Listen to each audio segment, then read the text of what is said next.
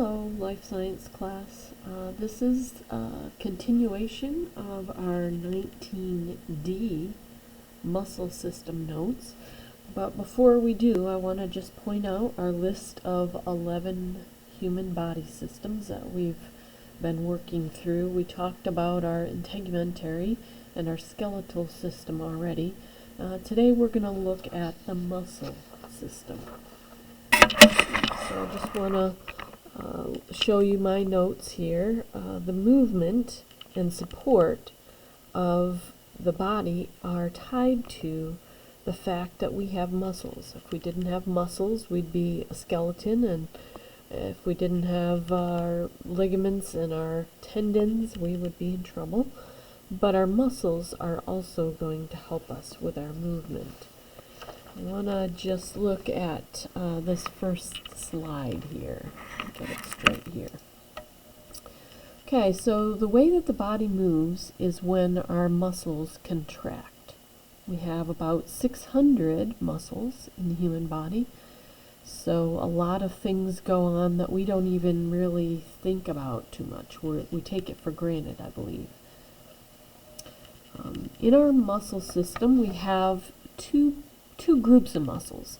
The kinds that are voluntary, that means we can control them with our will, right? We can want to move, we can want to walk.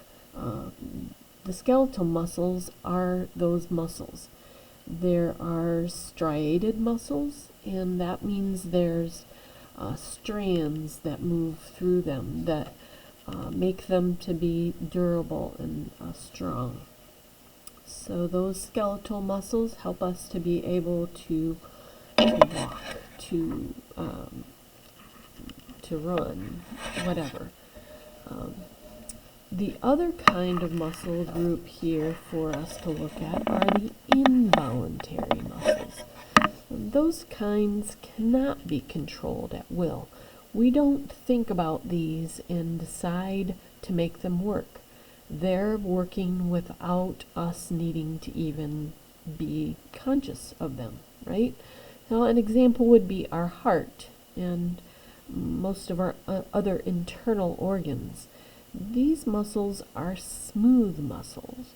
They're not the same texture that our striated muscles are that we talked about, being our skeletal muscles. So we have those smooth muscles. We also have the cardiac muscle, which is both involuntary and striated, but it's only tied to the heart. We're not going to find this in any of our other internal organs or related to our skeletal muscles. Those involuntary muscles are going to keep our heart beating. Okay, so back to our skeletal muscles. One important point for us to think about is that our skeletal muscles usually work in pairs, right? We have, for example, in our upper arm, a bicep and a tricep, right? We can stretch out our arm or we can tighten up our arm. Those muscles work in pairs, our bicep and our tricep, to help us either extend our arm out straight or to bend our arm to lift something, right? There are many of our joints that are going to be controlled and bendable because of these pairs. So I want to point that out. That's going to be my question I'm going to ask you in response to this slide. So be watching for your pass-a-note to respond in that way.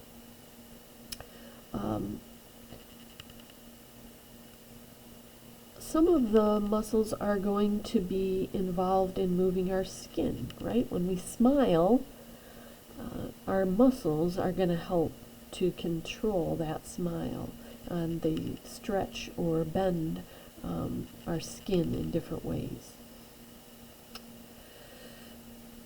Also, one of the important things that we talked about earlier in the year was something called anaerobic and aerobic cellular respiration, right? We talked about how our body's first choice for energy is aerobic cellular respiration. That's how our muscles prefer to work. We use the glucose or sugar from the foods that we eat. Our body breaks that down and makes ATP, which is energy. We also need oxygen for this best choice of energy, right, for the aerobic cellular respiration. We did mention, though, that sometimes we lack the amount of oxygen that we need. And so our muscles switch over to plan B, which is our lactic acid fermentation, right? That's when our muscles are fatigued. We don't have a good supply of oxygen. Maybe there's some carbon dioxide buildup, depending on how in shape our muscles are, right? That lactic acid fermentation only makes a little bit of energy, like 2 ATP, so not as much as the aerobic cellular respiration. But either way, we're able to use these methods to gain energy for our muscles to work. We will also experience muscle soreness when we have lactic acid buildup, right? When we overextend our muscles, or when we exercise heavily, when we're not being used to it, our muscles are going to build up lactic acid in them. And if we don't stretch properly or work that lactic acid out, it's going to cause muscle soreness. Some other benefits for our muscles that we might not think about: they help us maintain our posture, right? We can sit up nice and straight and tall, or stand up straight and tall. That's because of our muscles.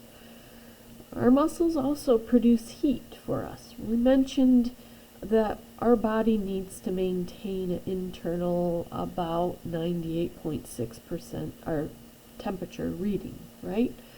The muscles on our body are going to help us to do that, right? When we shiver, or we run in place when we're waiting for the bus stop or something, right? We are generating heat for us to maintain our internal body temperature, something that we might not necessarily think about. Okay, that's our end of our muscles systems 19D notes. Thanks. Have a good day.